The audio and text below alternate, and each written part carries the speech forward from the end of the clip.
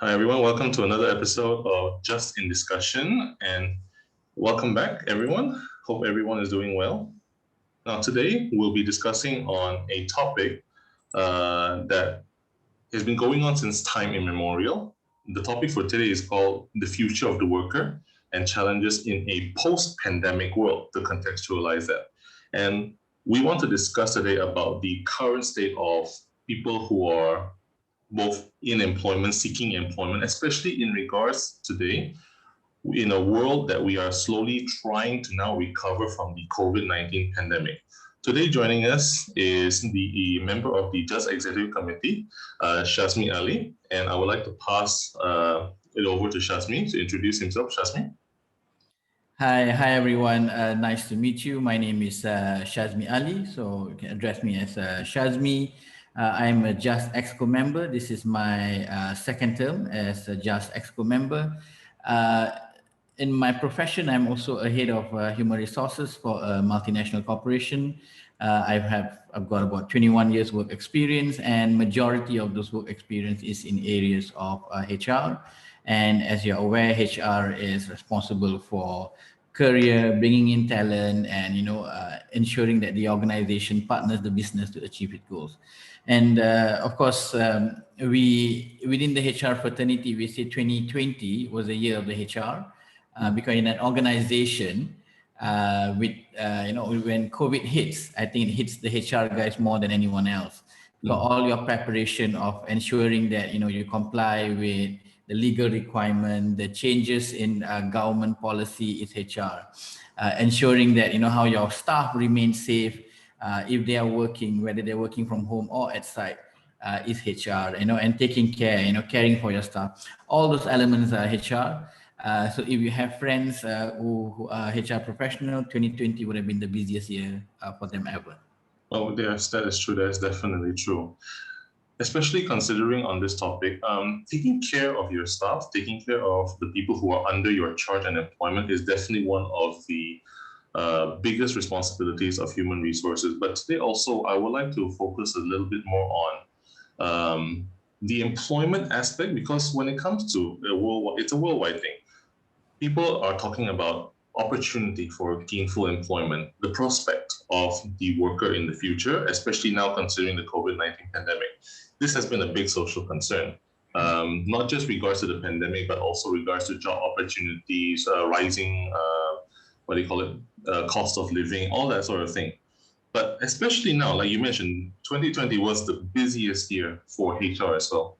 And the question now is actually more prevalent than ever. So I would like to actually come and discuss the first topic with you, or the first part of the question with you, which is because of the COVID-19 pandemic, which is now hitting the 1 year mark, but we are now seeing a phase of recovery. What is your experience on how the event itself has impacted employment for job seekers and the challenges it has brought to? What are the challenges it has brought to human resource management on that level, especially for those who are now currently in employment, but also what your views on those seeking employment? I think so. Let's talk about the employment bit first, and then we talk about the challenges of HR. So the employment bit, it has changed a lot in terms of reduced number of opportunities, because what COVID has presented is presented with organizations with a lot of economic challenges. I think, Hassan, if you walk to a retail mall today, you'll see maybe 30% of the stores are closed. And those are what physically very tangible things that we can see. There are a number of organizations that have also either reduced in terms of number of employees or completely shut down. And organizations who typically used to hire X number of people in a year as part of their standard recruitment have also stopped that. So in terms of quantity of opportunities within your geographical location, that has definitely significantly reduced. And that has posed a lot of problems for, I think, especially fresh graduates who are coming out. And now they realize that, oops, I'm stuck. What my dream roles were or dream organizations were, they're not hiring. In fact, in some cases, they have ceased to exist. Yeah. So I think that's one. But what I feel, if you flip the coin, what COVID has brought is also the fact that everyone is working from home. Sure. Means today, for you to get a job or for you to do your work, as long as you have internet connection, you are all set to do that job. So in my current organization, for a majority of us, we've been working from home for the last 1 year. And if I had done an employee survey, in 2019 and said that can we survive as an organization if everyone works from home for 1 year, the answer would have been overwhelmingly no. No way, right? But now this has taught us that hey, actually maybe we can. Yeah. So going back to the employment, today you don't need to physically relocate yourself from, I don't know, Sarawak to come to KL, or from KL to go to Penang for you to get a job. A number of those jobs right now are available online. Now that if we look from a very micro perspective, if we look from a macro perspective, there are a number of jobs that traditionally used to be in the US or UK or anywhere else in the world. Right now, because of this internet connection, you can do it from the confines of your home. And we've seen this happening a lot. In 2018, 2019, we spoke about the rise of the gig employees. The gig employees are basically people who are not employed by one particular organization. They're like individual contractors. They've got a set of skills, and they put up their set of skills in a talent exchange platform, and people who want to engage them, like they are a graphic designer or anyone, right? Engage them directly. In the past, people were very worried about leveraging gig employees because I don't get to see this person, I don't know how it's going to be, etc. Today, it's possible, right? And I think you will see a rise in gig employees because of the pandemic. You will see a rise in flexible work practices because of the pandemic. Whoever who were hesitant or a bit more traditional in the past, the pandemic has accelerated their growth and their learning to ensure that, okay, maybe I need to have a different perspective of the world. In a nutshell, number of opportunities have reduced, but if you cast your net wider, there are more opportunities today that you can get that were not previously available to you. So that actually means that also to a very large extent, the concept of what it defines as work is also have undergone tremendous changes because the pandemic has revealed that given the flexibility of those who do have the internet connection, who do have those opportunities to engage on those platforms as well, they're able to actually showcase their talents, market their talents, and also gain employment online as well. Correct. Of course, the obvious thing is for those who actually do have difficulty in getting the internet connection and all those things, because infrastructure varies worldwide, especially also in Malaysia as well. We do have people in the rural areas who do not have the true access to the internet yet, but this one comes down to infrastructure investments that I think, hopefully, as the situation has shown, we should put more investments into. But then, of course, comes the question of where we work. Is it no longer tied to time, location? Yes, that's true.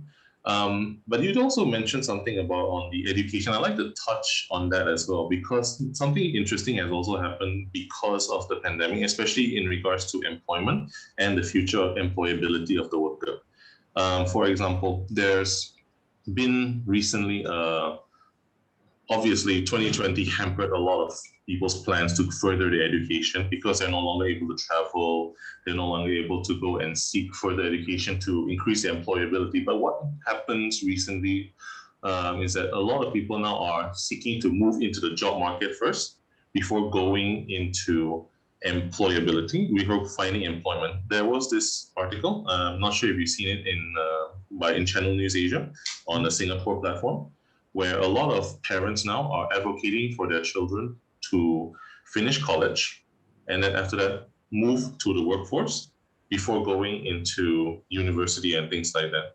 Do you see this impacting in any way the way that employers need to go and refine how to employ these new talents, the future of also, entering the job market and during this phase, especially in regards to lifelong learning? So can employers at this current phase accommodate these new levels of opportunity seekers, and how they also learn along the way to gain the skills they need to go further up the proverbial ladder. What do you think? No, I think it's possible, and the fact is, even if today you are and I'm speaking in general terms, yeah, even if you're a first class honors graduate, when you go to the workplace, when you join, you get your first employment, chances are a lot of things you have to learn on the job, right? Because academia doesn't prepare you 100% for the job market. Yeah? It prepares you for a wonderful degree, knowledge, etc. So it doesn't change much, right? Because either way, you have to learn on the job. Now, whether you go to uni first or you seek opportunities elsewhere and then go to uni and then go to the workplace, I think it's fine. At the end of the day, you still have to learn on the job. I think if I miss something, the other thing that we have seen with COVID, which is very encouraging, is the rise of this modern age entrepreneurs, people who are starting up small businesses because they're young, generally not much financial commitment, right? No wife, no kids, no car loan, housing loan, etc. So they can start something small, and we've seen that so many instances, right? I think during 2020, I've seen more local entrepreneurs selling either cake, selling either whether it's food or services, etc., via Instagram, via Facebook.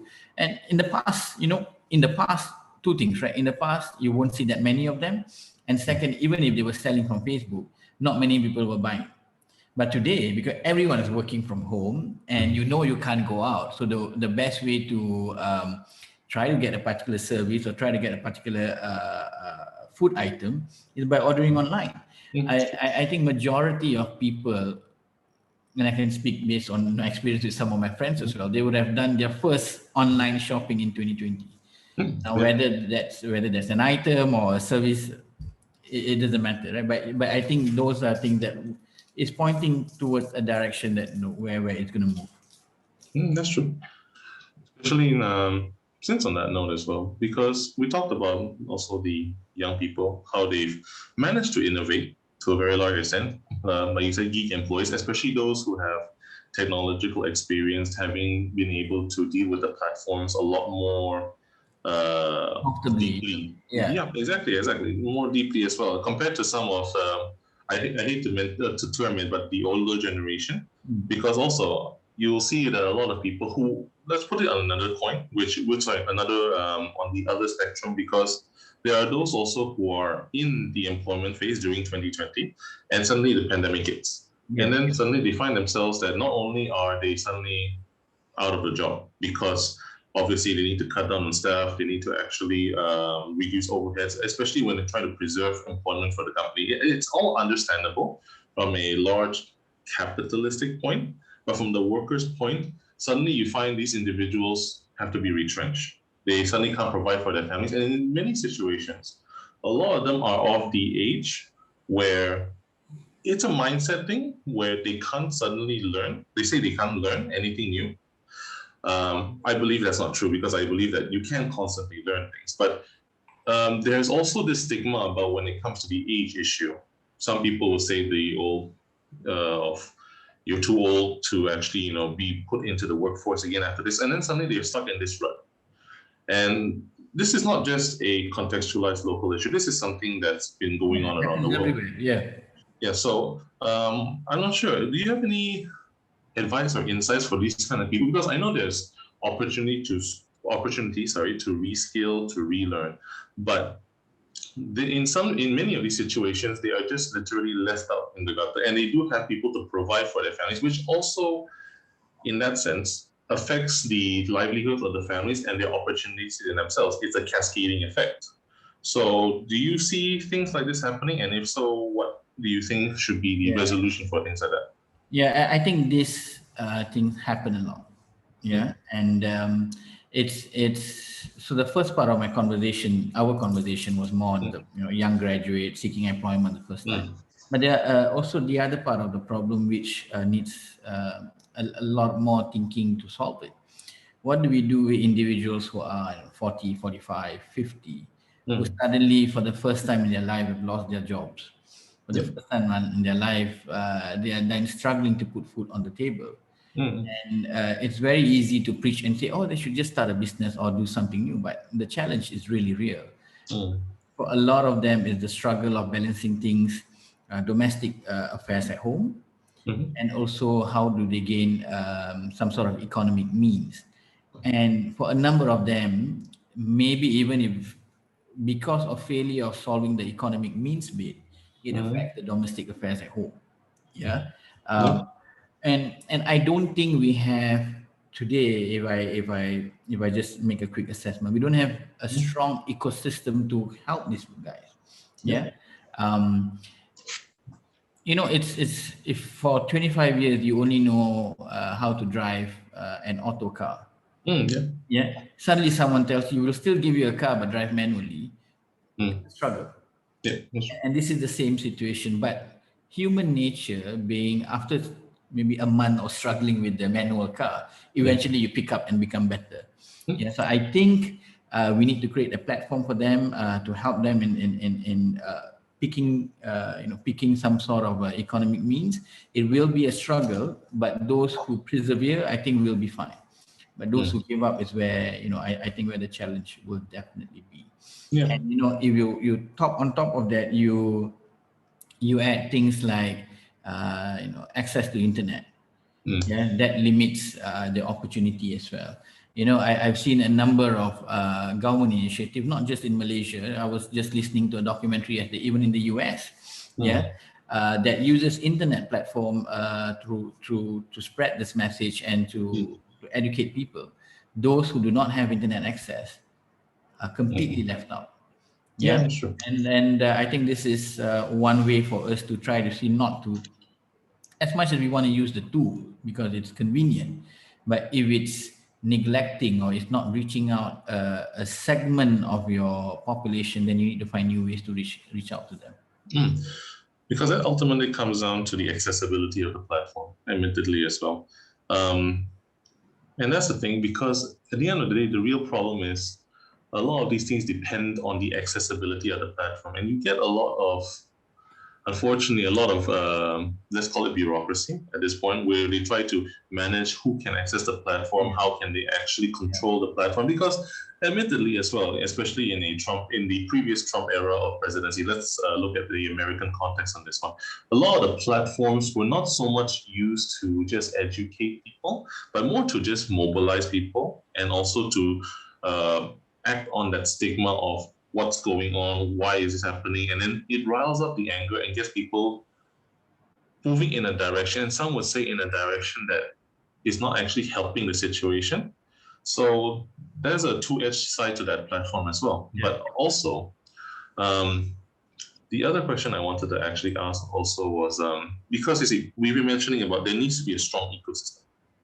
There needs to be a platform to help, not just the ones who have suddenly been left without a job and they need to reskill, relearn themselves, but also for young people to also connect and also to learn and also to see what direction they're going to take, especially in this current environment where the nature of work itself, the nature of the worker has changed in itself.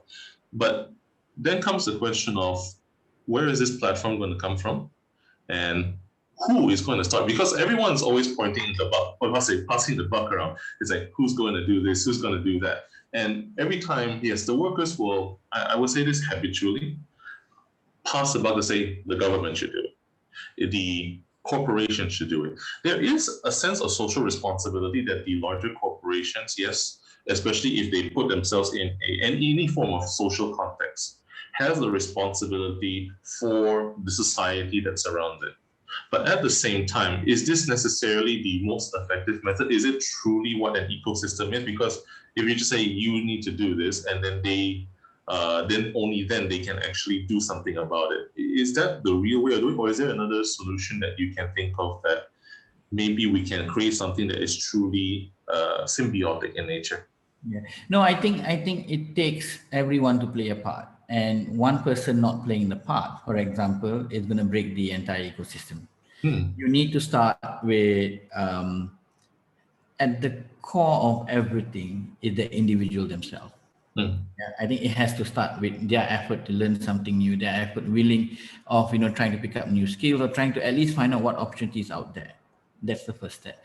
Then you take, government or NGO, etc., providing tools, platform of them and creating these opportunities. At the same time, the corporate sector has to play their role either via a CSR methodology or providing those job opportunities. Right. So I give an example. If the government has a full machinery of how you can utilize technology, and the individual also picks up new skill, etc. But the corporate sector or the employment market doesn't have any of this opportunity. It's going to be broken. At the same time, if corporate sector has roles, government provide all the machinery and the skills training, but the individual feel like, oh, I'm stuck, I'm able to learn new skill, so it will be broken. I think it'll be very easy to pinpoint to one party, but it has to be sort of like a tripartite thing that work to make sure that it's successful. Yeah, that's true. Because ultimately, like you mentioned as well, it needs to be every party involved, especially if they want to not only get out from the situation, but to also innovate and move on from the situation, especially when it comes to that. And it doesn't just involve, to me, governments as well. It all involves the education sector as well. It involves everyone who's actually involved in creating the future space and the future opportunities for the workers. And at the end of the day, yeah, I think willingness, but the question, of course, is how do we instill this sense of willingness to move forward, willingness to keep on learning? Because and this is coming from my own personal experience, a lot of people tend to, yes, view either their age, their employment opportunities, their what do you call it, social standing, if you will, especially on a classes basis. Yeah. That's their inhibition to suddenly not be able to take the opportunity or to move on. But of course, yes, admittedly, it is also a ivory tower sort of situation for myself to just say, take the opportunity, because what are the opportunities presented? And I think that's the biggest concern for a lot of people who actually want to work, who want to seek employment as well. But I think that's actually most of the things we actually needed to cover for this topic. But of course, this issue with the worker isn't just contextualized to the COVID-19 pandemic, because ultimately, the worker in itself is pretty much drives the larger society forward, because yes, they contribute a lot to how the economy functions and how we actually build our societies and build our civilizations as well. So is there any last remark that you would like to give, Shasmi, before we end the session? Maybe just maybe another perspective for us to ponder upon is, we spoke about employment. We spoke about opportunities for those probably who have internet against those who don't. We spoke about individuals who, because of age or background, or maybe to a certain extent, level of self-esteem, feel that they are left out. But I think one thing that maybe we can cover in our next conversation, Hassan, is the fact that because of lack of infrastructure, forget the job market, a lot of students are also missing out on their education year. And if you look at 2020, and I've got friends who send children to international school, and friends who are in rural areas. For those in rural areas, for some of them, the entire 2020, they hardly had any online class. A lot of self-learn, and then it puts in a position where the kids are at home. And if the parents are, either they're frontliners or essential workers, etc., they are not at home, and they're doing a massive service to the country and to the community, but their kids are left alone. And for them to learn, it's almost like they've kind of lost 1 year. Yeah, that's true. That's true. Yeah. And while on the other end of the divide, if you're well off, you've got fantastic internet connection, you go to a school where online classes are still on, etc. The online learning for a child is still not the same, in all due respect, compared to attending physical class. But they are less left out, and probably they've gained a lot more than someone who did not have that opportunity. So I'm really hoping this doesn't go on for too long, because then the class divide will become even more apparent, and that's not nice. Yeah, that's true. Because at the end of the day, that's what the COVID-19 pandemic, it illustrates the class divides of the opportunities that we are accessible to. Yeah. But at the same time, it also amplifies it even further by putting it on, by actually, widening that gap even further, because it shows who can access it. Then, of course, if they can access it, it defines the opportunities given to them. That much is true as well. But also maybe next time also, or maybe we can touch about this one, because we talked about the pandemic. Yes, we talked about what has happened, how the worker has changed as well. But we also need to talk about what it has shown, that the dependency now on automation for companies, because companies now need automation Yeah. to survive. Because to put it bluntly, robots don't get sick now. But at the end of the day, this also presents another challenge for those going into employment, because as companies now become more automated, they become less dependent on the workers. So it becomes a question of how people, especially on an education level, need to survive by adapting to the new situation. And maybe we can cover this one on the next topic, because it doesn't strictly relate to the COVID-19 thing. Sure. But this is the thing about the workers and the challenges that the workers need to face. It has many things to do with what's coming from the future, but at the same time, how can they adapt on the lessons and the present as well? So I think that's it for today. Yeah. And Lovely speaking to you, and everything look you, forward to the Shazmi. next one. Yes, definitely. I'll be in touch. And of course, this obviously won't be the last topic of the series on this one. So yeah, we'll see you next time, Shazmi. Okay. Take Thank you care. for joining us. Bye All right. bye. Thank you.